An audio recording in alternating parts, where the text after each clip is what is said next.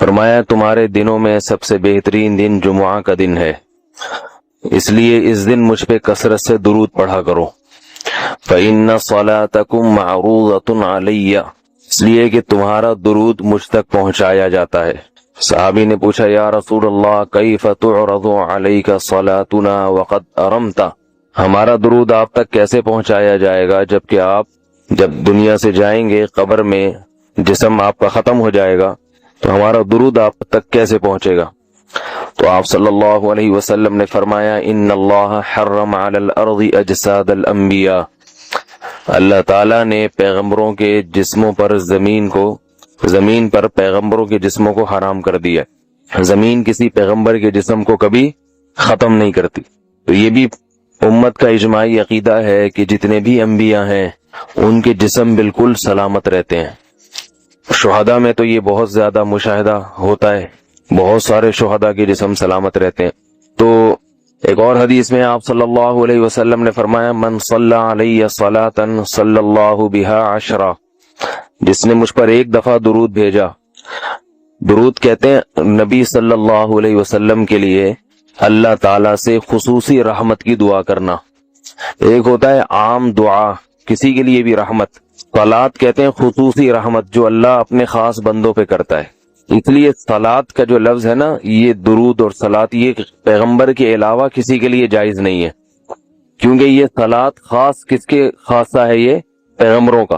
اس لیے ہم اللہم صلی علی محمد تو کہہ سکتے ہیں، لیکن یوں نہیں کہہ سکتے اللہم صلی علی فلان۔ تو وہ صلی جو ہے نا، صلات یہ خاص قسم کی رحمتیں ہوتی ہیں جو اللہ پیغمبروں پر بھیجتے ہیں۔ کبھی قرآن میں آتا ہے اولئک علیہم صلوات من ربہم ورحمہ، کہ جو لوگ صبر کرتے ہیں ان پر اللہ کی خصوصی رحمتیں بھی ہیں اور رحمت بھی ہے۔ تو پتہ چلا صلات اور رحمت میں فرق ہے۔ صلات اعلیٰ قسم کی رحمتوں کو کہتے ہیں۔ تو آپ صلی اللہ علیہ وسلم نے فرمایا جس نے میرے لیے ایک مرتبہ رحمت کی دعا کی، درود شریف پڑھا میرے لیے، تو اللہ اس پر 10 رحمتیں بھیجتے ہیں۔ اور جمعہ کے دن زیادہ فضیلت ہے درود شریف پڑھنے کی۔ البتہ یہ جو جمعہ کے دن میں حدیث مشہور ہے کہ 80 سال کے گناہ معاف ہوتے ہیں جمعہ کے دن درود پڑھنے سے، یہ حدیث سند کے لحاظ سے کمزور ہے۔ لیکن یہ جو میں نے حدیث پڑھی کہ جمعہ کا دن سب سے بہتر دن ہے، فَأَكْثِرُوا عَلَيَّ مِنَ الصَّلَاةِ فِيهِ، لہذا اس دن مجھ پہ کثرت سے درود پڑھا کرو، یہ بالکل صحیح حدیث ہے۔ تو جمعہ کے دن درود شریف کی اضافی فضیلت ہے۔ آج چونکہ جمعہ کا دن ہے اس لیے میں نے کہا کہ اس بارے میں تھوڑی سی بات کروں۔ ایک اور حدیث میں آتا ہے رسول اللہ صلی اللہ علیہ وسلم نے فرمایا لا تجعلوا قبری عیدا وصلوا علی فإن صلاتکم تبلغنی حیث کنتم، فرمایا میری قبر کو عیدگاہ نہ بناؤ۔ جیسے میلوں کی جگہ ہوتی ہے نا، میلے ٹھیلے، عید پہ جب سب لوگ جمع ہو کے خوشیاں مناتے ہیں، تو جیسے مزاروں پہ ہوتا ہے نا، قوالیاں ہو رہی ہیں اور یہ میلے ٹھیلے ہو رہے ہیں آج کل دیکھا ہے، تو پہلے زمانے میں بھی جب کوئی نیک آدمی دنیا سے جاتا تھا تو لوگ اس کی قبر پہ دھرنے مار کے بیٹھ جاتے تھے، اور وہ مجاور اور یہ سب جو ہمارے یہاں ہوتا ہے۔ تو آپ صلی اللہ علیہ وسلم نے منع کیا کہ میری قبر کے ساتھ یہ کچھ مت کرو، البتہ مجھ پہ درود پڑھا کرو، اور فرمایا کہ تم جہاں سے بھی درود پڑھو گے یہ مجھ تک پہنچے گا۔ اور حدیث میں رسول اللہ صلی اللہ علیہ وسلم نے فرمایا ما من احد یسلم علی الا رد اللہ علی روحی فارد علیہ، کہ جب بھی کوئی مجھ پر سلام بھیجتا ہے اللہ میری روح کو میرے جسم میں لوٹاتے ہیں اور میں اس کے سلام کا جواب دیتا ہوں۔ اب یہ کیسے ہوتا ہے؟ چونکہ یہ برزخی زندگی میں ہے، لہذا اس کی کیفیات میں اور گہرائی میں جانے کی اجازت نہیں ہے۔ جیسے اللہ بہتر سمجھتے ہیں یہ ہوتا ہے، اس کی حقیقت کا ہمیں علم پوری طرح نہیں ہے، برزخی زندگی ہے۔ اور حدیث میں آتا ہے رسول اللہ صلی اللہ علیہ وسلم نے فرمایا کہ رغم انف رجل ذکرت عنده فلم يصلی علی، اس شخص کی ناک خاک آلودہ ہو جائے جس کے سامنے میرا نام لیا جائے، میرا تذکرہ ہو اور وہ مجھ پہ درود نہ پڑے۔ ایک اور حدیث میں آپ صلی اللہ علیہ وسلم نے فرمایا البخیل من ذکرت عنده فلم يصلی علی، وہ شخص کنجوس ہے، بخیل ہے جس کے سامنے میرا نام آئے اور مجھ پہ درود نہ پڑے۔ یعنی اتنی بڑی شخصیت اور اتنے بڑے محسن اعظم کا تذکرہ آ رہا ہے اور اس کی زبان سے دعا بھی نہیں نکلتی، تو اس سے بڑا کنجوس دنیا میں کون ہو سکتا ہے۔ ایک اور حدیث میں آپ صلی اللہ علیہ وسلم نے ایک شخص کو دعا مانگتے ہوئے دیکھا جس نے درود شریف پڑھے بغیر دعا شروع کر دی، تو آپ صلی اللہ علیہ وسلم نے فرمایا اس نے دعا میں جلدی کی ہے، پھر فرمایا تم میں سے جب کسی شخص کو دعا مانگنی ہو تو پہلے اللہ کی حمد و ثنا پڑھے، پھر مجھ پر درود بھیجے۔ قرآن مجید میں بھی اللہ نے حکم دیا ان اللہ و ملائکتہ یصلون علی النبی، کہ اللہ اور اس کے فرشتے، اللہ بھی رحمت بھیجتے ہیں اور فرشتے بھی رحمت کی دعا کرتے ہیں۔ یا ایھا الذین آمنوا صلوا علیہ وسلموا تسلیما، اے ایمان والو تم بھی محمد صلی اللہ علیہ وسلم پر درود بھیجا کرو اور سلام بھیجا کرو۔ درود اور سلام میں فرق یہ ہے کہ درود اللہ کی رحمت اور سلامت کہتے ہیں کہ ہر برائی سے، ہر مشکل سے، ہر مصیبت سے بچائیں۔ تو کمال جبھی ہوتا ہے جب اللہ ہر شر سے بچا لیں اور اضافی رحمتیں بھی بھیجیں۔ تو علماء نے درود شریف کی حکمتوں میں لکھا ہے کہ درود شریف جو اللہ نے ہمیں پڑھنے کا حکم دیا، اس کی بنیادی وجہ تو سب کو معلوم ہے کہ سب سے زیادہ احسانات اس کائنات میں اللہ کے بعد کس کے ہیں؟ محمد صلی اللہ علیہ وسلم۔ تو آپ صلی اللہ علیہ وسلم کے احسانات سب سے زیادہ ہیں انسانیت پر۔ انسان کو انسان آپ صلی اللہ علیہ وسلم نے بنایا، اور اہل اسلام تو سب سے زیادہ ان احسانات کے تلے دبے ہوئے۔ تو ہم کوئی بھی عبادت اگر کر رہے ہیں، دعا بھی اگر مانگ رہے ہیں، تو یہ بھی کس کی وجہ سے توفیق مل رہی ہے؟ نبی صلی اللہ علیہ وسلم، کیونکہ آپ صلی اللہ علیہ وسلم نے ہی یہ ساری چیزیں سکھائی ہیں۔ تو ہر کام میں حکم یہ ہے کہ بھئی جس کا احسان ہے، جس کی وجہ سے تمہیں یہ رہنمائی ملی، پہلے اس کا بھی تو کچھ خیال کرو، اس کا بھی جو ہے نا اللہ سے اس کے لیے دعا مانگو تاکہ تمہاری طرف سے بھی کچھ شکر ہو۔ دوسری بات علماء نے لکھی ہے کہ اس میں حکمت یہ ہے کہ درود شریف پڑھنے سے توحید کا عقیدہ مضبوط ہوتا ہے۔ وہ توحید، درود شریف نبی سے دعا نہیں ہے بلکہ اللہ سے دعا ہے، کس کے لیے؟ نبی کے لیے۔ تو پتہ یہ چلا کہ نبی پر بھی اللہ کی رحمتیں ہوں گی، اور دعا کون مانگ رہا ہے؟ ہم مانگ رہے ہیں۔ تو اس میں نبی سے مانگنے کا دروازہ بند کر دیا کہ نبی سے مانگنے کا اسلام میں کوئی تصور نہیں ہے، بلکہ نبی کے لیے بھی اللہ سے مانگا جائے گا۔ تو جب نبی کے لیے بھی اللہ سے مانگنے کا حکم ہے تو اپنے لیے نبی سے کیسے مانگنے کا حکم ہو گیا؟ سمجھ میں آ رہی ہے بات کہ نہیں آ رہی؟ یعنی نبی کے لیے بھی کس سے مانگنے کا حکم ہے؟ اللہ سے۔ تو اپنے لیے کس سے مانگیں گے؟ بطریق اولا ہم پھر اللہ سے مانگیں گے۔ تو اس سے عقیدہ توحید مضبوط ہوتا ہے۔ اور تیسری بات یہ کہ علماء نے لکھا ہے کہ جب درود شریف پڑھیں تو اس نظریے سے نہ پڑھیں کہ نبی ہماری دعا کے محتاج ہیں، نبی اللہ کی رحمت کے تو محتاج ہیں، یہ تو درود شریف سے پتہ چلتا ہے، لیکن اللہ کی وہ رحمت اس وقت بھی ہوتی اگر ہم یہ دعا نہ مانگتے۔ تو ہمیں اس لیے ہے کہ ہم بھی انگلی کٹا کے شہیدوں میں نام لکھوا لیں۔ سمجھ رہے ہیں نا؟ اس کی حضرت مولانا اشرف علی تھانوی رحمہ اللہ نے بڑی پیاری مثال دی۔ فرمایا کہ جیسے کوئی بادشاہ اپنے شہزادے پر کچھ انعام کرنا چاہے، بادشاہ تو چاہتا ہے نا اپنی اولاد کو نوازنا، اپنے محبوب، شہزادہ اس کا محبوب ہوتا ہے۔ تو آپ اگر بادشاہ سے سفارش کر دیں کہ حضرت یہ تحفہ آپ اپنے شہزادے کو دے دیں، یا یہ فلاں چیز اپنے شہزادے کو، تو بادشاہ تو پہلے بھی دے رہا ہے، لیکن آپ کے کہنے سے وہ اور خوش ہو جائے گا کہ بھئی دیکھو جو کام میں چاہتا تھا یہ بھی اسی کی درخواست کر رہا ہے۔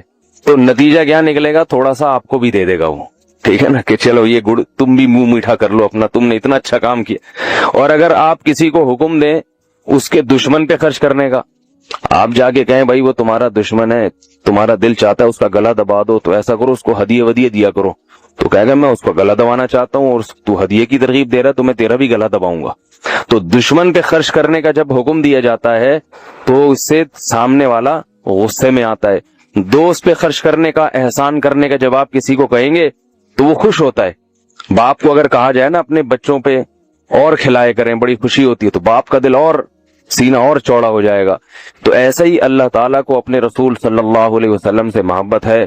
اللہ تو خصوصی رحمتیں بھیجیں گے ہی، لیکن ہم اگر اللہ سے درخواست کر دیں گے کہ اللہ تو خصوصی رحمتیں بھیج، تو اس میں تھوڑی سی ہماری بھی کیا ہو جائے گی؟ دخل اندازی ہو جائے گی۔ اللہ تو ویسے ہی کر رہا ہے، تو اللہ کہے گا چلو تو نے بھی سفارش کر دی تو ان پہ تو کر ہی نہ ہوں، یہ 10 رحمتیں تجھ پر بھی ہو جائیں گی۔ اور چوتھا فائدہ کیا ہے درود شریف پڑھنے کا؟ کہ انسان کے دل میں محمد صلی اللہ علیہ وسلم کی محبت بڑھتی ہے۔ انسان جس کے لیے دعا مانگتا ہے لاشعوری طور پہ، تو نبی صلی اللہ علیہ وسلم کی جتنی زیادہ محبت ہوگی اللہ کی خود بخود اتنی ہی زیادہ ہوگی، کیونکہ نبی سے محبت اللہ ہی کی وجہ سے ہوتی ہے، یہ الگ الگ چیز نہیں ہے، اللہ کے رسول ہے نا، اسی وجہ سے تو ہے۔ تو جتنی محبت بڑھے گی اللہ کی محبت اتنی زیادہ۔ اور 5واں فائدہ کہ جتنی نبی کی محبت ہوگی، انسان کو جس سے محبت ہوتی ہے اس کی اتباع آسان ہوتی ہے، بغیر دلیل کے بھی مانتا چلا جاتا ہے۔ جس سے نفرت ہوتی ہے نا، اس سے ہر بات پہ دلیل، کیوں بھائی ایسا کیوں ہے؟ اور اگر محبت ہو تو وہ کوئی کام کا کہے تو سمجھ میں آئے نہ آئے، انسان کہتا ہے بس کر لو۔ صحابہ کرام کی محبت کے جو واقعات ہیں، حضرت انس رضی اللہ تعالی عنہ جب بھی کھانا پکتا تھا، اگر اس میں لوکی یا کدو پکتا تو کدو کے ٹکڑے تلاش کر کر کے کھاتے تھے۔ لوگوں نے پوچھا کیوں بھائی؟ فرماتے ہیں کہ میں نے رسول اللہ صلی اللہ علیہ وسلم کو دیکھا ہے کہ کدو شوق سے کھاتے تھے آپ۔ تو نبی سے محبت تھی، کدو سے محبت ہو گئی۔ حالانکہ یہ شریعت کا حکم نہیں ہے لوکی اور کدو سے محبت کرو، یہ تو اپنی انسان کی اپنی رغبت ہوتی ہے، کسی کو کسی چیز سے، کسی کو کسی چیز سے، لیکن عشق کی انتہا ہوتی ہے تو انسان کو محبوب کی محبوب چیزوں سے بھی ہو جاتی ہے۔ تو ہمیں بھی اگر نبی صلی اللہ علیہ وسلم سے محبت ہوگی صلی اللہ علیہ وسلم، تو اگر کدو سے نہ بھی ہو تو کوئی اتنا مسئلہ نہیں ہے، لیکن فرائض واجبات سے تو ہو جائے گی نا، جو شریعت میں ضروری ہیں، جن کی آپ صلی اللہ علیہ وسلم نے بہت تاکید کی ہے، تو ان سے تو ہوگی نا کم از کم۔ محبت نہیں ہے تو ہر وقت بیٹھ کے لاجک کی تلاش، داڑھی تک نہیں رکھے گا، داڑھی کا سمجھاؤ تو کہ بھائی کیوں بھائی، پھر یہ سمجھاؤ کہ بھئی آپ صلی اللہ علیہ وسلم کے اخلاق ایسے تھے، نہیں میری سمجھ میں نہیں آتے۔ اللہ تعالیٰ نے فرمایا کہ کیا آپ نے ایسے شخص کو دیکھا جس نے اپنی خواہشات کو خدا بنا لیا ہو، معبود بنا لیا ہو۔ معبود کسے کہتے ہیں؟ جس کی عبادت کی جائے، جس کو فالو کیا جائے، جس کی غلامی اختیار کی جائے۔ دنیا میں ہر دور میں انسان کا کوئی نہ کوئی معبود رہا ہے، کوئی نہ کوئی معبود رہا ہے، کوئی نہ کوئی خدا رہا ہے۔ جو اللہ کا انکار کرنے والے لوگ ہیں، جو اللہ کو نہیں مانتے بلکہ کسی خدا کو مانتے ہی نہیں ہیں، وہ یہ کہتے ہیں دیکھو یہ تو انسان کی گڑی ہوئی باتیں ہیں کہ کوئی گاڈ ہے۔ انسان کو جب کسی چیز کی لاجک سمجھ میں نہیں آتی تھی تو وہ کس کے کھاتے میں ڈال دیتا تھا؟ خدا کے۔ تو جیسے بہت سارے جھوٹے معبود بہت ساری قوموں نے بنائے، تو عربوں نے بھی ایک بنا لیا اور اس کا نام رکھ لیا اللہ۔ تو انہوں نے یہ دعویٰ کیا کہ جیسے وہ جھوٹے خدا غلط تھے تو عربوں نے بھی ایک خدا بنایا اور اس کا نام رکھ دیا اللہ، تو یہ بھی کیا ہے؟ معاذ اللہ غلط ہے۔ تو یہ کائنات گاڈ لیس ہے۔ یہ میری اپنی بنائی ہوئی انگریزی بھی ہوتی ہے گاڈ لیس، ویسے کچھ لفظ کبھی ڈکشنری میں سنا نہیں ہے، لیکن جب کولیسٹرول فری کوئی چیز ہو سکتی ہے تو گاڈ فری بھی بنانے میں کوئی حرج نہیں ہے نا، خود ہی بنا لو، ڈکشنری میں آ جائے گا۔ اگلا ایڈیشن جب ڈکشنری کا شائع ہوگا تو اس میں گاڈ فری بھی، کیا خیال ہے بھائی، آ جائے گا۔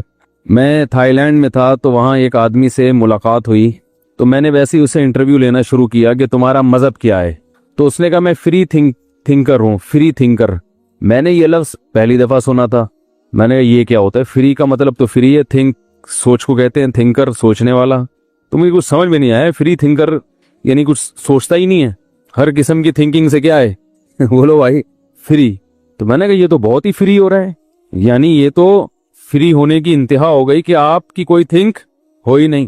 تو وہاں مجھے لوگوں نے بتایا کہ ایک تو ہوتا ہے ایتھیسٹ تو جو اللہ کا انکار کرتا ہے، تو فری تھنکر سے اس کی مراد یہ ہے کہ نہ یہ انکار کرتا ہے نہ یہ اقرار، یہ کہتا ہے کوئی نظریہ رکھنا سرے سے ضروری ہے ہی نہیں، کوئی نظریہ کوئی کانسیپٹ رکھو ہی نہیں، یعنی اس بحث میں پڑھنے کی کیا ضرورت ہے کہ اللہ ہے یا اللہ نہیں ہے، اس کائنات کو کسی نے بنایا ہے یا بنایا نہیں ہے، کیونکہ اگر یہ کہو گے کہ بنایا ہے تو جو انکار کرتے ہیں کہ نہیں بنایا یہ خود سے بنی ہے وہ آپ سے بحث میں الجھیں گے، اور اگر آپ یہ کہتے ہو کہ اس کائنات کو کسی نے نہیں بنایا خود سے بنی ہے تو مذہبی لوگ آپ سے بولو نا بھائی بحث کریں گے نا، وہ دلائل سے ثابت کریں گے کہ اللہ ہے اور آپ کہتے ہو نہیں ہے، تو جو ہے والے ہیں وہ ثابت کریں گے، آپ کہتے ہو کہ ہے تو جو نہیں والے ہیں وہ ثابت کریں گے۔ تو اپنے آپ کو اس قسم کی تمام ٹینشنوں سے کیا رکھو میرے بھائی، فری ہو کے زندگی گزارو۔ جب کوئی آپ سے آگے پوچھے کہ کوئی اس کائنات کو بنانے والا ہے، آپ کو کیا کرنا ہے بھائی؟ اگر ہے تو کیا کریں؟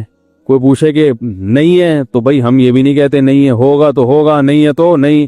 تو ہم نے کیا کرنا ہے بھائی؟ ہم نے یہ کرنا ہے کہ میرا پیٹ کیسے بھرے گا، میرے بچوں کا پیٹ کیسے بھرے گا، لائف کو ہم انجوائے، بولنے کوئی پابندی نہیں ہے بھائی، ہم نے مزے کی زندگی گزارنی ہے، کیونکہ ان کا یہ کانسیپٹ ہے کہ جو اللہ کو مانتے ہیں وہ بھی پیٹ کی فکر کرتے ہیں, جو نہیں مانتے بولو نا وہ بھی پیٹ کی فکر کرتے ہیں. جو خدا کو مانتے ہیں وہ بھی کھانے پینے کی فکر کرتے ہیں, جاب تلاش کرتے ہیں, ترقی کی کوشش کرتے ہیں. جو نہیں مانتے وہ بھی ترقی کی کوشش. تو کرنا کیا ہے؟ تو اسے کیا کہتے ہیں؟ تمام قسم کی تھنکنگ سے فری. تو یہ ہیں فکر لیس لوگ. انہیں کیا کہیں گے؟ فکر لیس. انہیں کوئی ٹینشن سرے سے ہے ہی نہیں. وہ الگ بات ہے کہ سب سے زیادہ ٹینشن میں یہی ہوتے ہیں, سب سے زیادہ ٹینشن میں یہی ہوتے ہیں. اس لیے کہ جب اللہ کو اپنی ڈکشنری سے نکال دیا تو پھر انسان کے سامنے اندھیرے ہیں اندھیرے. اسے گائیڈنس ہی نہیں ہوتی, اسے پتہ ہی نہیں چلتا صحیح کیا ہے غلط کیا ہے, میں غلط کر رہا ہوں میں صحیح کر رہا ہوں. ہر چیز میں وہ عقل سے فیصلہ کرے گا اور عقل اس کو تباہ و برباد کر دے گی, کیونکہ عقل سے بہت ساری چیزیں حل نہیں ہوتی. دیکھو یہ میں مثال سے سمجھاتا ہوں. موضوع میرا کیا ہوتا ہے کہیں اور چل پڑتے ہیں, لیکن چلو دعا یہ کی ہوتی ہے اللہ جس چیز میں لوگوں کو زیادہ فائدہ ہو ادھر ہی لے چل ہمیں. کیا خیال ہے بھائی؟ دیکھو اس کی مثال ہے. آپ کا ارادہ تھا سوراب گوٹ پہ تکے کھانے کا. آپ نے اپنے دوست سے کہا یار چلو سوراب گوٹ چلتے ہیں, جو دمبے کے تکے ہیں جو حقیقت میں بھینس کے ہیں, دمبے کے نام پہ بکتے ہیں, چلو وہ کھانے چلتے ہیں. سنا ہے وہاں افغانی پلاؤ بڑی مزے کی ہوتی ہے. منزل آپ کی کیا تھی بھائی؟ سوراب گوٹ. آپ کا دوست باتوں باتوں میں آپ کو لے گیا ادھر, لے گیا قصبہ کالونی. اب آپ جب دیکھیں گے کہ جانا سوراب گوٹ تھا, پہنچ گئے کہاں؟ قصبہ کالونی, تو آپ پریشان ہو گئے نا. کیا خیال ہے بھائی؟ لیکن وہ آپ کو ایک ہوٹل میں لے گیا, اس نے کہا یہاں وہاں سے بھی اچھے تکے ملتے ہیں. تو آپ کہو گے بھائی مقصد تو کھانا تھا, سوراب گوٹ کی زیارت کرنا مقصد نہیں تھا. اگر وہاں یہاں سے بھی اچھے تکے مل رہے ہیں, یہاں وہاں سے بھی اچھے, کوئی مسئلہ نہیں ہے. تو بھائی ہم جمعے کو اگر ایک ٹاپک ذہن میں رکھ کے بیٹھتے ہیں لیکن ہمیں کہیں اور کے کباب زیادہ اچھے لگنا شروع ہوتے ہیں, تو میرا خیال ہے کوئی حرج, کہ مقصد تو ہے دین پہ چلنا, دین پہ چلنے کی فکر پیدا ہونا. تو اگر کسی اور چیز سے ہو رہی ہے تو مقصد تو حاصل ہو گیا نا. ہم تو مقصد کو دیکھنا ہے یا ذرائع کو دیکھنا ہے؟ کیا خیال ہے بھائی؟ مقاصد کو دیکھنا چاہیے. تو میں یہ عرض کر رہا تھا میرے بھائی, آج بہت سارے معاملات ہمارے خراب اس لیے ہیں کہ ہم اسلام کو فالو نہیں کرتے, اسلام کو سپیریئر نہیں مانتے ان چیزوں میں. تو یا تو اللہ کے ساتھ بہت سارے اللہ مان لیے, یا سرے سے اللہ کا انکار کر دیا, یا سرے سے کوئی نظریہ ہی نہیں رکھا.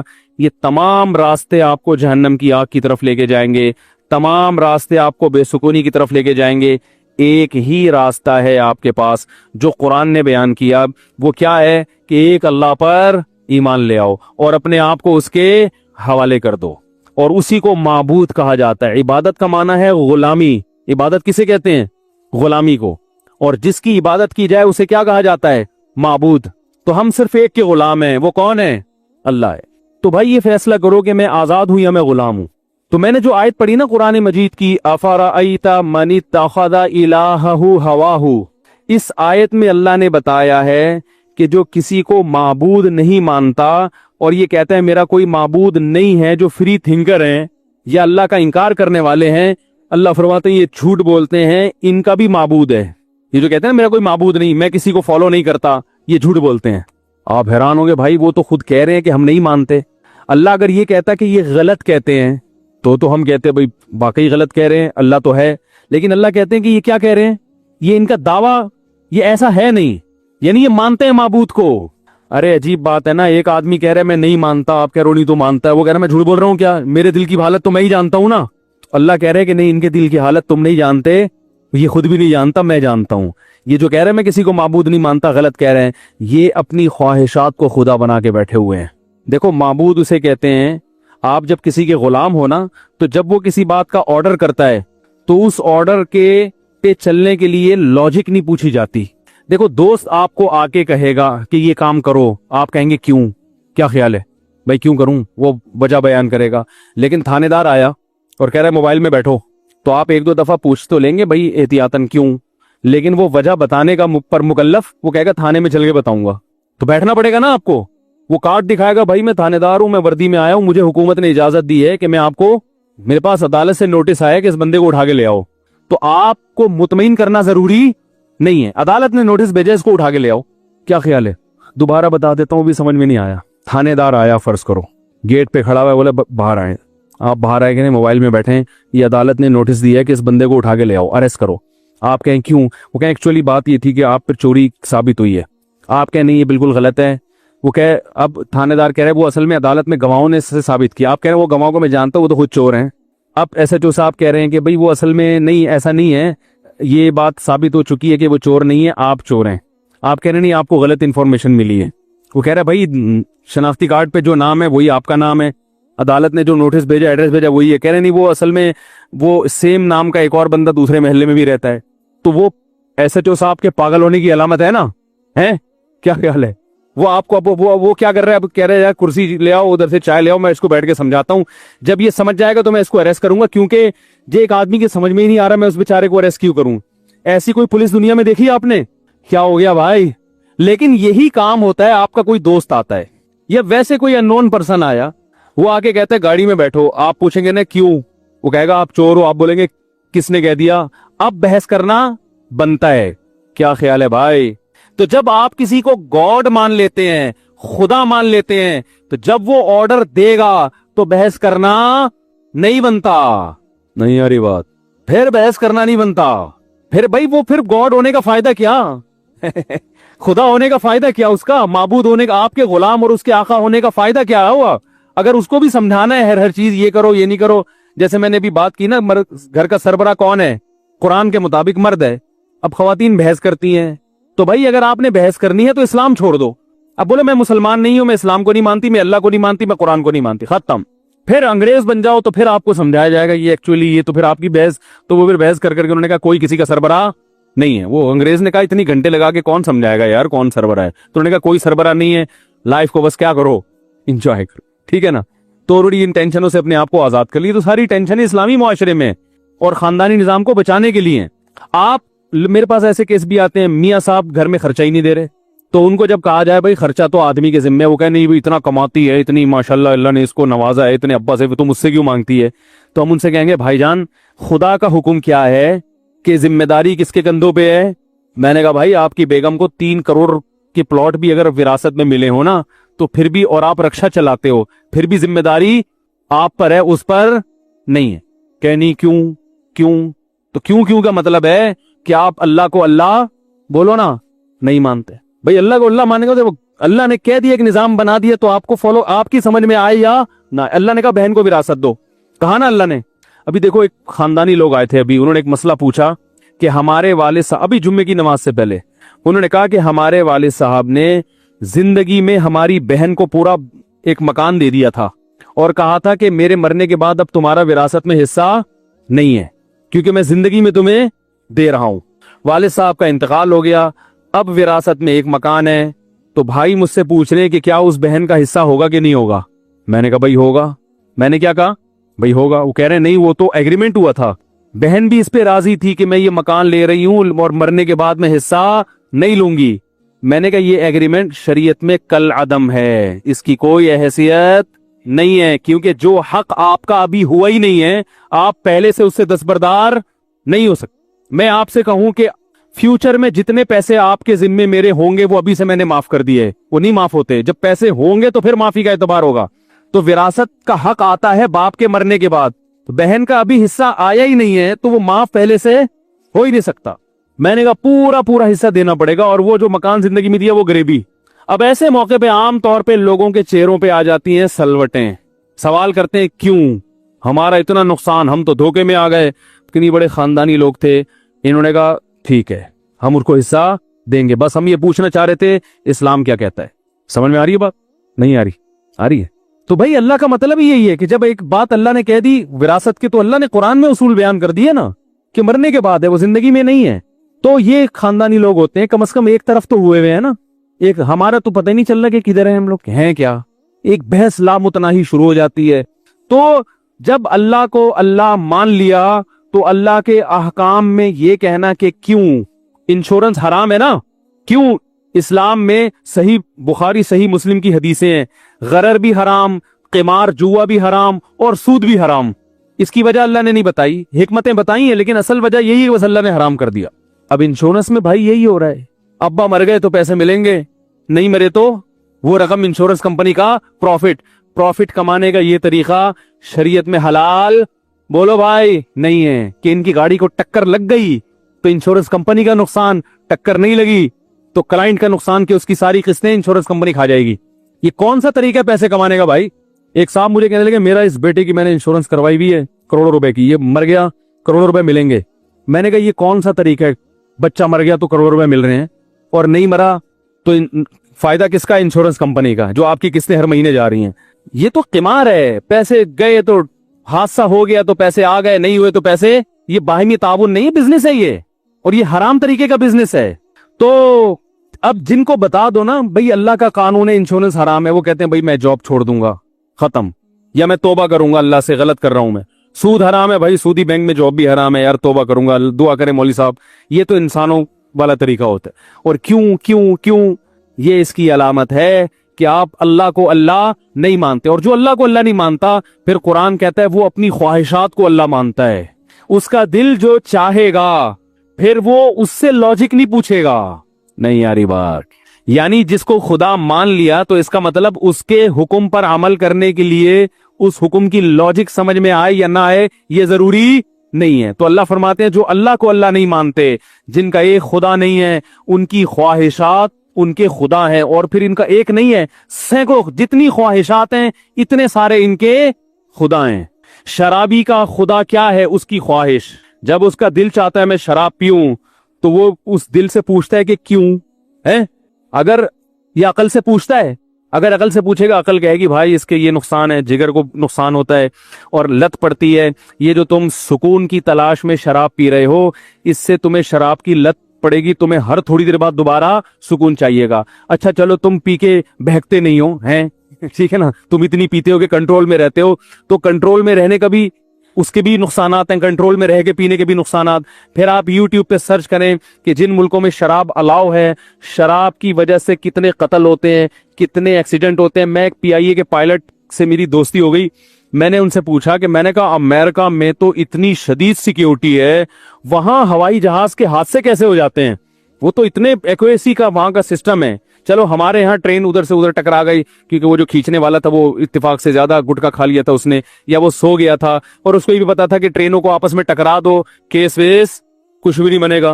तो बहुत कुछ हो जाता है ना, वो चीसड़े उड़ा दो, ये कर दो, वो कर दो, तो कुत्ता सामने आ गया है भाई क्या ख्याल। तो हमारे यहाँ तो बहुत कुछ हो रहा है, उनके यहाँ इतना ऐसी धांधली नहीं होती। हमारे यहाँ तो वो जो जहाज गिरा था ना, जिसमें जुनैद जमशेद शहीद हो गए, मुझे एक PIA के अमले के किसी शख्स ने बताया कि पहले बता दिया गया था कि इसका इंजन सही नहीं है, ये गिर सकता है, इसके बावजूद वो जहाज उड़ाया गया है। यार दुनिया में कहीं ऐसी धांधली होती है भाई? बताया और फिर केस भी नहीं बना कोई। यानी ये उससे बड़ा जुर्म है, ये उससे बड़ा जुर्म है। वो ओपन ही नहीं किया गया पब्लिक के सामने कि ये जहाज गिरा क्यों। वो ब्लैक बॉक्स होता है ना, उसमें तो सारी रिकॉर्डिंग है, वो यहां खुला ही नहीं है, कोई पूछने वाला नहीं है। तो क्या कह रहा था मैं, ये कहां से बात आ गई? हाँ, मैं ये कह रहा था, तो मैंने वो पायलट से पूछा, मैंने कहा यार वो अमेरिका में इतने जहाज जो वहां भी जाहिर गिर जाते हैं, उन्होंने कहा वहां ज्यादातर हादसा होते हैं पीने की वजह से। हालांकि पीने के बाद टेस्ट होता है, ज्यादा तो नहीं पी रही, इसके बावजूद बहुत कुछ हो जाता है पी के। पता ही नहीं कि पायलट को वो एक चरसी से किसी ने पूछा ना कि हमने सुना है कि तुम लोग चर्स पी के तुम्हें ऐसा लगता है जैसे हम चांद पे हैं, क्या ऐसा ही है? उसने कहा तो अभी कहां बैठा हूं मैं, है भाई अभी कहां बैठा हूं, अभी चांद पे ही तो बैठा हूं, क्या हुआ है? अच्छा, ये पहले बताते ना, लंदन में इज्तिमा हो रहा है भाई, तबलीगी इज्तिमा हो रहा है, उलमाए किराम और अकाबिरीन किराम पाकिस्तान, इंडिया और साउथ अफ्रीका से शिरकत के लिए आ रहे हैं। मौलाना इब्राहिम साहब, मौलाना उबैदुल्लाह खुर्शी साहब, मौलाना सुलेमान कतानी साहब, और प्रोफेशनल की जमात अलीगढ़ यूनिवर्सिटी से बुजुर्ग हजरात मौलाना अहमद लाट साहिब। तो लंदन में इज्तिमा हो रही है, लंदन वालों के लिए उन्होंने कहा था कि तबलीग वालों ने तो नहीं कहा, तबलीग वाले ऐलान नहीं करवाते, वो कहते हैं बस अख्पल तरीके से तबलीग करते रहो, उसी से जितना हो जाए। तो एक हमारे साथी इसरार कर रहे थे कि ऐलान कर दे, लंदन में इज्तिमा हो रहा है। तो भाई लंदन वालों से तमाम हजरात से गुजारिश है, ठीक है, कि इज्तिमा में ज्यादा से ज्यादा शरीक हो। तो गैर मुस्लिम ममालिक में तो ज्यादा इंसान को जरूरत होती है कि ऐसी किसी गैदरिंग में शरीक हो। तो बात को समेट के खत्म करता हूं। तो अब शराब पीने वाला शराब पे 10 किस्म के लेवल लगा लेगा अच्छाई के। वो इसलिए लगा रहा है कि उसने अपनी ख्वाहिश को अपना खुदा, उसकी ख्वाहिश कह रही है पियो, تو بھائی سمجھ میں آئے نہ آئے کرنا کیا ہے؟ بولو نا، پینا ہے۔ جو زنا کرنے والا ہے اس کی سمجھ میں آئے نہ آئے اس نے زنا کرنا ہے، کیونکہ خواہش کو خدا بنا لیا اس نے۔ جس نے چوری کرنی ہے وہ چوری کرتا ہے، آپ اس سے 100 چیزیں پوچھیں۔ اچھا، ان کی جب چوری ہوتی ہے تو پریشان ہوتے ہیں۔ یہ ڈاکو سے جب کوئی گن پوائنٹ پہ کچھ چھین کے لے جائے تو گالیاں دے رہا ہوتا ہے، یہ ہو رہا ہے ملک میں ہیں، یہ ناانصافی ہو رہی ہے۔ تو یہ جب اپنے ماں باپ کے ساتھ برا سلوک کرتے ہیں تو اس کو جائز قرار دے دیتے ہیں، لیکن ان کا چھوٹا بھائی بھی ان سے بدتمیزی سے بات کرے تو ان کا میٹر گھوم جاتا ہے۔ تو جو اللہ کو رب نہیں بناتا وہ کس کو خدا بناتا ہے بھائی؟ وہ خواہشات۔ تو یہ خواہشات ہیں جن کے پیچھے دنیا چل رہی ہے۔ تو انہی لوگوں کے بارے میں قرآن نے کہا اولئک کالانعام، یہ جانوروں اور چوپایوں کی طرح ہیں، کیونکہ خواہشات کو خدا جانور بناتا ہے، انسان نہیں بنا۔ جانور کا جب جو دل چاہے گا نا اس کی لاجک نہیں دیکھتا۔ آپ دیکھیں درندے کیسے جانوروں کو بے دردی سے کھاتے ہیں۔ جنگل میں آپ دیکھیں کہ کسی جانور کا شکار کیا، انسان جب جانور کاٹتا ہے چھری گلے پہ چلائے گا اس کے، تاکہ تکلیف کم سے کم ہو، بلڈ نکلے تو جلدی اس کی روح نکل جائے۔ لیکن جانور جب کسی کو کاٹتے ہیں تو کچھ تو گردن سے پکڑتے ہیں، کچھ جہاں سے آ جائے بس پکڑ کے چیر پھاڑ شروع کر دیتے ہیں۔ تو ان کو اپنی خواہشات پوری کرنی ہے، تبھی ان کو درندے کہا جاتا ہے۔ انہیں کسی میں رحم یا کوئی ایسا جذبہ نہیں ہے ان کے اندر۔ اس لیے اللہ نے فرمایا کہ جو اپنی خواہشات کو پورا کرتے ہیں اولئک کالانعام، یہ جانوروں کی طرح، چوپایوں کی طرح، بل ہم اضل، بلکہ ان سے بھی زیادہ بدتر، کیونکہ اس کو تو اللہ نے سمجھ دی ہے، انہیں سمجھ نہیں دی۔ اس کی یہ تو مہذب ہے، وہ مہذب نہیں ہے۔ تو اللہ کی نظر میں خواہشات کے پیچھے چلنے والا گدھوں اور کتوں سے بدتر، چاہے وہ 3 پیس اور سوٹ اور ٹائی میں کیوں نہ گھومے۔ ہمارے ہاں انسان کی عزت کا معیار اس کا لباس اور دولت بن چکی ہے۔ اچھا سوٹ ہوگا، لباس اچھا ہوگا، گاڑی اچھی ہوگی، لوگ کہتے ہیں ماشاءاللہ بڑا اچھا انسان ہے بھائی، اس کے ساتھ رشتے بھی کریں گے، اس کے ساتھ دوستی بھی کریں گے۔ رکشے اور ٹماٹر بیچنے والوں کو لوگ اچھا انسان نہیں سمجھتے، اور جو سچ بول رہا ہوگا، اپنی خواہشات کو خدا نہیں بنایا، ایک نظریاتی انسان ہے، ایک ویژن ہے اس کا، اس ویژن کو سامنے رکھ کر زندگی، اور ویژن اچھا صحیح ویژن ہے، اس کو سامنے رکھ کر زندگی گزار رہا ہے، تو میرے بھائی اس کو لوگ اچھا انسان نہیں سمجھتے۔ وہ اس کی غربت کو دیکھتے ہیں، اس کے کپڑوں کو دیکھتے ہیں، اور اس کی جو ہے نا جہالت کو دیکھتے ہیں۔ جہالت سے مراد جس کو عرف میں جہالت، حالانکہ وہ شریعت کی نظر میں وہ پڑھا لکھا ہے، پی ایچ ڈی ڈاکٹر، وہ شریعت کی نظر میں پڑھا لکھا نہیں ہے اگر وہ چور ہے تو۔ اور ایک جاہل آدمی وہ شریعت کی نظر میں پڑھا لکھا ہے اگر وہ چور نہیں ہے۔ تو یہ آخرت کا جو معاملہ ہے میرے بھائی، جس میں یہ فیصلہ ہوگا کہ اچھا کون ہے برا کون ہے، اس کا معیار بالکل ہی الگ ہے۔ یہ بالکل ہی ایک الگ کیٹیگری میں لوگ جو ہے نا ڈیوائیڈ ہو جائیں گے قیامت کے دن۔ تبھی قرآن کہتا ہے بہت سے چہرے سیاہ ہوں گے مگر سفید ہو جائیں گے، بہت سے سفید چہرے سیاہ ہو جائیں گے۔ بہت سے لوگ جو دنیا میں ذلیل تھے وہ آخرت میں عزت دار بن جائیں گے، بہت سے جو دنیا میں عزت دار تھے وہ آخرت میں ذلیل ہو جائیں گے۔ اللہ تعالی ہمیں اللہ کو صحیح طرح سے ماننے اور اللہ کی صحیح طرح سے ماننے کی توفیق عطا فرمائے۔ اچھا بھائی، حرام پروڈکٹ فروخت کرنے والی کمپنی میں جاب کرنا۔ پاکستان سے کسی نے پوچھا ہے مفتی صاحب کیا کسی ایسی کمپنی میں سوشل میڈیا مینیجر کے طور پر کام کرنا جائز ہے جو ایسی پروڈکٹس فروخت کرتی ہیں جن میں خنزیر بھی شامل ہوتا ہے؟ اگرچہ خنزیر اس کمپنی کی میجر پروڈکٹس میں شامل نہیں، اصل میں یہ کمپنی امریکہ میں ہے اور یہ چکن اور یہ پتہ نہیں کیا لکھا ٹرکی کا بھی کام کرتے ہیں، لیکن چکن اور ٹرکی کے بارے میں مجھے یقین نہیں ہے کہ وہ ذبح کے اسلامی طریقے کو فالو کرتے ہیں یا نہیں۔ دیکھیں مینیجر تو پورے کام کو مینیج کر رہا ہوتا ہے نا، تو اس کو تو گناہ میں براہ راست تعاون کر رہا ہے وہ، جیسے سودی بینک میں جو مینیجر ہے اس کی تنخواہ تو بالاتفاق حرام ہے۔ تو آپ چھوڑ دیں اس جگہ جاب کرنے کو، یعنی اس جاب کو چھوڑ دیں آپ، کیونکہ یہاں حرام گوشت دکھ رہا ہے اس کمپنی میں اور آپ اس میں ایک مینیجر ہیں۔ اچھا لیکن آپ نے بتایا social media manager, social media manager کا کیا مطلب ہے؟ بظاہر ایسا لگتا ہے کہ آپ اس کی پبلسٹی کے لیے، یعنی اس کو پبلش کرنے کے لیے، اس کمپنی کو پروموٹ کرنے کے لیے ہیں آپ۔ تو اس کا بھی یہی مسئلہ ہے کہ جب کمپنی پروموٹ کر رہے ہیں تو اس کی پروڈکٹ کو آپ پروموٹ کر رہے ہیں اور آپ خود اپنے اختیار سے یہ کام کر رہے ہیں، تو گناہ میں واضح طور پہ تعاون ہے، اس لیے یہ جائز نہیں ہے۔ باقی تنخواہ حلال یا حرام ہونے کا تعلق اس سے ہے کہ اس کمپنی میں حلال کام کتنا ہے اور حرام کام کتنا ہے۔ تو حلال اور حرام کا ریشو نکالا جائے گا. سارے کام تو حرام نہیں ہوں گے، آپ نے خود بتایا، تو حلال و حرام کا ریشو نکالا جائے گا. یہ خود آپ زیادہ بہتر جانتے ہوں گے کہ کتنا حلال ہے کتنا حرام ہے اس میں. تو اس ریشو کے حساب سے جتنا حرام کا عنصر شامل ہو رہا ہے اتنے پرسنٹیج آپ کو اپنی تنخواہ سے صدقہ کرنا پڑے گا ثواب کی نیت کے بغیر، تاکہ باقی تنخواہ آپ کے لیے حلال ہو جائے. لیکن میں آپ کو یہ کہوں گا کہ آپ اس سے جلد اس کام سے جان چھڑائیں. انڈین آرمی جوائن کرنا. کشمیر انڈیا، کیا میں انڈین آرمی جوائن کر سکتا ہوں؟ آپ کو معلوم ہی ہوگا کہ انہوں نے کتنا ظلم کر رکھا ہے کشمیر میں، لیکن ہماری مجبوری ہے، گھر میں کب تک بے روزگار بیٹھیں. انڈین آرمی جوائن کرنا شہیدوں کے خون سے غداری تو نہیں ہوگی؟ دیکھیں، انڈیا ہو یا کوئی بھی غیر مسلم ملک ہو جو اسٹیبل گورنمنٹ ہو جس کی مضبوط، تو وہاں کی آرمی جوائن کرنا جائز ہے. اس کی حیثیت یہ ہوگی کہ جیسے کوئی غیر مسلم ہے، وہ آپ کو اپنے گھر کی حفاظت کے لیے چوکیداری کی نوکری دیتا ہے، ڈیفنس کی نوکری دیتا ہے آپ کو، تو آپ کے لیے جائز ہے وہاں.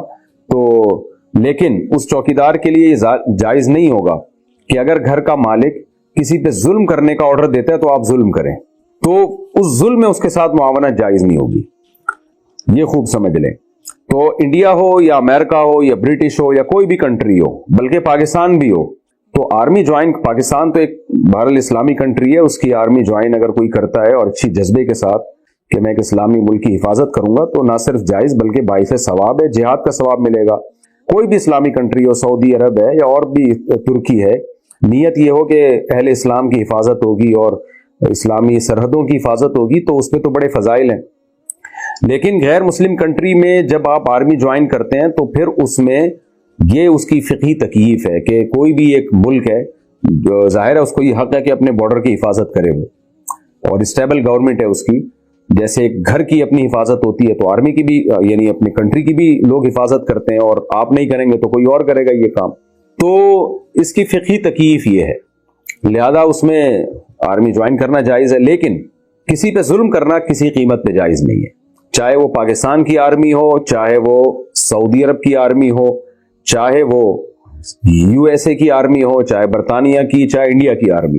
تو اگر کوئی آرمی کا فوجی یہ سمجھتا ہے کہ مجھے ایسے کام کا آرڈر دیا جا رہا ہے جو 100% شرعن ناجائز ہے، ظلم ہے، اس کی کوئی لاجک بنتی نہیں ہے، تو وہ کسی کے لیے بھی اس میں اپنے آفیسر کی اطاعت جائز نہیں ہے. مثال کے طور پر آرمی کا ایک آفیسر کسی ایک آرمی والے کو کہتا ہے کہ اس کو شوٹ کر دو، بلا وجہ کہتا ہے، بس ویسے ہی، اور کوئی اس کی لاجک نہیں ہے، کہ جائز نہیں ہے اس آفیسر، اس ایک فوجی کے لیے کہ اپنے آفیسر کے کہنے پہ کسی بے گناہ کو وہ گولی مار دے، تو شرعن جائز نہیں ہے. لیکن دنیا کے ملکوں کا قانون ہے کہ اس کو یہ کرنا پڑے گا، تو یہ قانون ہی غلط ہے. لیکن بعض دفعہ پتہ نہیں ہوتا فوجی کو کہ یہ جو حکم دیا جا رہا ہے ظلم ہے بھی یا نہیں ہے. جہاں پتہ ہوگا تو وہاں قطعاً جائز نہیں ہے، چاہے وہ پاکستان آرمی ہو چاہے کسی بھی کنٹری کی آرمی ہو. جہاں 100% یقین ہے کہ بھئی یہ ظلم برائے ظلم ہی ہے، تو کسی انسان کو بھی کسی پہ ظلم کی اجازت نہیں ہے، اور ظلم میں تعاون کی اجازت نہیں ہے. کسی کنٹری کو بھی اجازت نہیں ہے کہ کسی پہ ظلم کرے، اور کنٹری کے آرڈر کو فالو کرتے ہوئے کسی پہ ظلم کرنے کی کسی شخص کو بھی اجازت نہیں ہے، کسی آرمی کو بھی اجازت نہیں ہے. تو خلاصہ یہ نکلا کہ انڈیا ہو، امریکہ ہو، برٹش ہو، پاکستان ہو، اسلامی ہو، غیر اسلامی ہو، کوئی بھی کنٹری ہے، آپ اس کی آرمی میں اگر آرمی جوائن کرتے ہیں تو حرام اور ناجائز کاموں میں اپنے آفیسر کی بات ماننا، ملک کی قوانین کو فالو کرنا جائز نہیں ہے. بعض لوگ یہ کہتے ہیں کہ جی ہم تو مجبور ہیں، ہمیں تو آرڈر ہے اوپر سے، اور فوج میں آرڈر از آرڈر. تو یہ جو ہے نا فوج میں یا کسی بھی کنٹری میں آرڈر از آرڈر، یہ کہنے کی حد تک تو بڑا اچھا ہے یہ، لیکن جہاں 100% ظلم ہوگا تو انسانیت پہلے ہے. کنٹری بنتے ہیں انسانوں کے دفاع کے لیے، نہ کہ انسان جو ہے وہ کنٹری کے لیے بنتے ہیں. یہ خوب اچھی طرح سمجھ لیں. تو اب اگر آپ سمجھتے ہیں کہ انڈین آرمی جوائن کرنے کے بعد آپ کی ذمہ داری صرف بارڈر کی حفاظت ہوگی اور صرف ملک کا دفاع ہوگا تو ٹھیک ہے. لیکن اگر آپ سمجھتے ہیں کہ انڈین گورنمنٹ آپ سے کہیں ظلم کروائے گی، چاہے وہ کشمیر ہو یا کہیں بھی ہو، اور آپ کو یقین ہے کہ یہ کام آپ سے کروایا جائے گا، تو پھر آپ کے لیے جوائن کرنا جائز نہیں ہے. تو اب اس کو کوئی انڈیا پاکستان کا مسئلہ نہ بنائے. میں پاکستان کے لیے بھی یہ بات کر رہا ہوں کہ اگر کوئی پاکستان آرمی جوائن کرتا ہے اور اس کو یہ ہے کہ پاکستان کسی ملک پہ ظلم کرے گا، فوج کے ذریعے بے گناہ لوگوں کو مارے گا، تو پھر اس کے لیے پاکستان آرمی بھی جوائن کرنا جائز نہیں ہے. تو یعنی اس کو یقین ہو کہ مجھ سے یہ ظلم والا کام کروایا جائے گا، اس کی بات کر رہا ہوں. تو انڈیا ہو یا پاکستان ہو، امریکہ ہو یا جاپان ہو، کوئی بھی کنٹری ہے، آپ کے لیے اس کی آرمی میں جانا بالکل جائز ہے، آپ کی تنخواہ حلال ہوگی. لیکن ظلم میں اپنے آفیسر کی بات ماننا حرام، اور ناجائز میں اپنے آفیسر کی بات ماننا یہ جائز نہیں ہے، نہ کسی پولیس آفیسر کے لیے، نہ آرمی کے لیے، نہ کسی اور حکومت کے ملازم کے لیے. اس میں 2 اور 2 4 کی طرح اصول ہے کہ آپ اللہ کے قانون کے پہلے پابند ہیں، اس کے بعد ملکی قوانین کے آپ پابند ہیں، اور اللہ کے لیے تمام انسان برابر ہیں.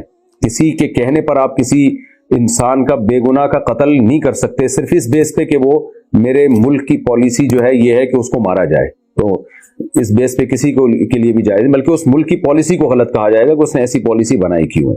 زمانے کو برا کہنا. عاصم نصیر کشمیر انڈیا سے. میں نے ایک دفعہ زمانے کو برا کہا تو کسی نے مجھے منع کیا کہ زمانے کو برا نہیں کہنا چاہیے، اس کی کیا حقیقت ہے؟ دیکھیں عاصم بھائی، صحیح حدیث میں ہے، آپ صلی اللہ علیہ وسلم نے فرمایا کہ اللہ تعالیٰ فرماتے ہیں لا تسبوا الدہر، زمانے کو برا بلا مت کہو، اس لیے کہ میں ہوں زمانہ، یعنی زمانے کے تصرفات تو اللہ کے ہاتھ میں.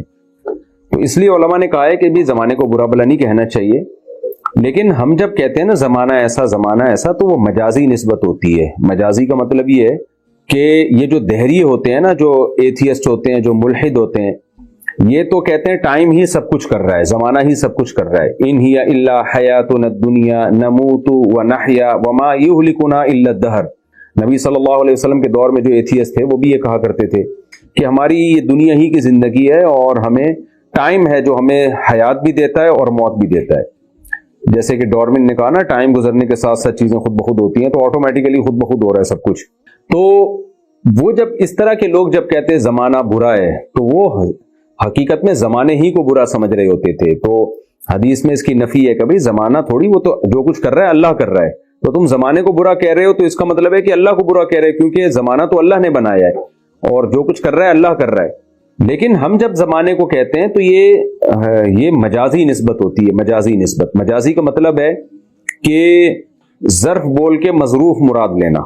جیسے ہم کہتے ہیں نا، میں بریانی کی 3 پلیٹیں کھا گیا. پلیٹیں تھوڑی کھائی ہوتی ہیں، آپ نے تو بریانی کھائی ہوتی ہے، لیکن کھانے کی نسبت آپ بریانی کی بجائے جو بریانی کا ظرف ہے، جو برتن ہے، اس برتن کی طرف آپ نسبت کر دیتے ہیں. تو جس چیز میں عمل واقع ہوتا ہے وہ کبھی کوئی برتن ہوتا ہے، وہ اسی طرح ٹائم بھی ہوتا ہے. تو ٹائم بھی ایک ظرف ہے، برتن ہے جس میں چیزیں واقع ہو رہی ہوتی ہیں.